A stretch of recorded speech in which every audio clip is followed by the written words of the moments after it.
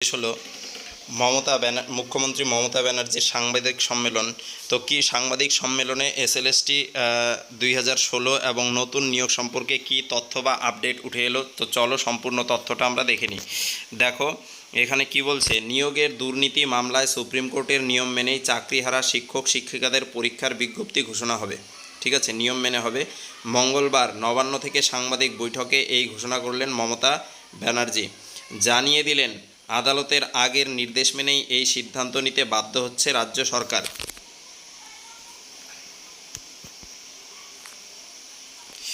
নইলে পরে নির্দেশ বলবৎ না করা নিয়ে দোষারোপ করা হবে।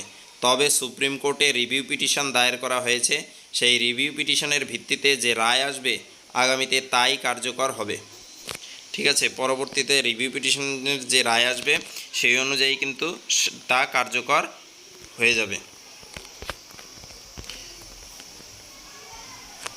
তারপর দেখো, এদিন নবান্নে সাংবাদিক বৈঠকে মমতা বলেন, আইন মেনে আমাদের এই কাজটা করতে হচ্ছে। আইনি পরামর্শ নিয়ে 30 মে আমাদের বিজ্ঞপ্তি দিতে হবে, অর্থাৎ 30 মে বিজ্ঞপ্তি বেরোচ্ছে। ঠিক আছে, বিকল্প পথ খুলে রেখে আমরা বিজ্ঞপ্তি জারি করব। বিকল্প এক আলাদা পথ খোলা থাকবে, সেটা শিক্ষা দপ্তরে নাকি দ্বিতীয় একটা পথ খোলা রাখবে। কাদের জন্য? যারা যোগ্য চাকরিহারা রয়েছে তাদের জন্য বিকল্প পথ খুলে রাখবে বলে জানিয়েছেন। হাতে সময় রেখে 14ই জুলাই অনলাইন আবেদনের শেষ দিন। আর হাতে সময় রাখবেন, আর 14ই জুলাই হবে অনলাইন আবেদনের শেষ দিন, অর্থাৎ এই বিজ্ঞপ্তি বেরোনোর পর অনলাইনে আবেদন করা যাবে। করার শেষ দিন থাকবে 14ই জুলাই, শুরু হবে সম্ভবত 15ই জুন থেকে। ঠিক আছে, তারপর দেখো, রিভিউ পিটিশনের সময় রেখে 15ই নভেম্বর প্যানেল প্রকাশ হবে, অর্থাৎ যে আবেদন বিজ্ঞপ্তিটা বেরোচ্ছে সেই বিজ্ঞপ্তি অনুযায়ী যে রিক্রুটমেন্ট হবে, সেই রিক্রুটমেন্ট প্রসেসের যে প্যানেল সেটা প্রকাশ হবে 15ই নভেম্বর। রিভিউ পিটিশনে কিছু না হলে নভেম্বরের মধ্যেই কাউন্সেলিং। রিভিউ পিটিশনে যদি কিছু না হয় নভেম্বরেই হবে কাউন্সেলিং শুরু হবে। ঠিক আছে, 24,203টি পোস্টে নিয়োগের জন্য বিজ্ঞাপন দেওয়া হবে। 24,203টি পোস্ট। এটা কোন পোস্ট?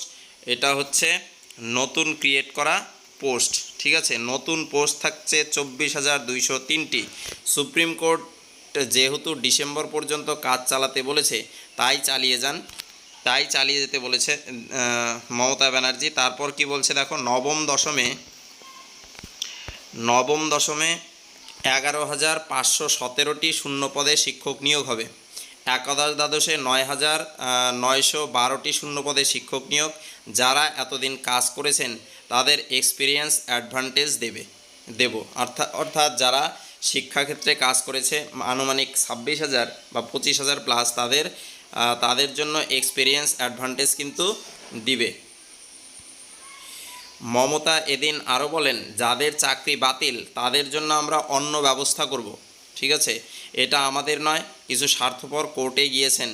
শিক্ষক শিক্ষিকাদের বলবো, সুপ্রিম কোর্টের আদেশ মেনে 2টি বিকল্পকেই কাজে লাগান। 2টি বিকল্প থাকবে, একটা হচ্ছে প্রথম যে রিক্রুটমেন্ট হবে, বিজ্ঞপ্তি বেরোবে, সেটা গ্রুপ সি, ডি এবং যেটা 9, 10 এবং 11, 12-এর বিজ্ঞপ্তি, সেটা একটা। আরেকটা হচ্ছে শিক্ষা দপ্তরের বিভিন্ন পদে যে নিয়োগ হবে সেই বিজ্ঞপ্তি। দুটো বিকল্পকেই কাজে লাগাতে বলেছেন। আমরা চাই সবাই চাকরি ফিরে পান, কিন্তু 2টি অপশনই খোলা রাখুন। আমি এটা বাধ্য হয়েই করলাম, কিন্তু কোর্টের নির্দেশ মানতে হবে। চাকরিহারারা যাতে বিপদে না পড়েন তার জন্য 2টি বিকল্প রাখা হলো, অর্থাৎ রিভিউ পিটিশন এবং এক্সাম, দুটো পদকেই রাখতে বলেছে এবং অন্য একটা দপ্তরেও কিন্তু রিক্রুটমেন্ট হবে। তারপর দেখো নতুনরাও কেন সুযোগ পাবে, আমি বলেছিলাম। দেখো এখানে কি বলেছে, আমরা চাকরি হারাদের জন্য সর্বশক্তি দিয়ে লড়ব, মুখ্যমন্ত্রী বলেছে।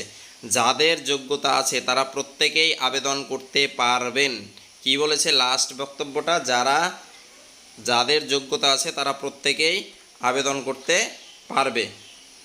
ঠিক আছে, এই ছিল মোটামুটি হাইলাইটেড তথ্যটা, অর্থাৎ বিজ্ঞপ্তি বেরোচ্ছে 30 মে। ঠিক আছে, আবেদন প্রক্রিয়া অনলাইন আবেদন শুরু হবে 15ই জুন, শেষ হচ্ছে 14ই জুলাই, অর্থাৎ দীর্ঘ একটা সময় থাকবে। আর এর সাথে সাথে রিভিউ পিটিশনের কাজও চলতে থাকবে। রিভিউ পিটিশন যদি হেরে যায় রাজ্য সরকার, সেই ক্ষেত্রে কিন্তু প্যানেল প্রকাশিত হবে 15ই নভেম্বর, এবং তারপরে হচ্ছে কাউন্সেলিং প্রক্রিয়া নভেম্বর মাসেই শেষ করা হবে। ঠিক আছে। আর যদি সেটা রিভিউ পিটিশন খারিজ হয়ে যায়, তাহলে চাকরি হারাদের জন্য বা অন্যান্য চাকরি হারাদের সাথে সাথে অন্যান্য যারা চাকরি প্রার্থী রয়েছে তাদের জন্য কিন্তু আলাদা হচ্ছে শিক্ষা দপ্তরে নতুন নোটিফিকেশান বেরোবে বলেছেন। তো এই ছিল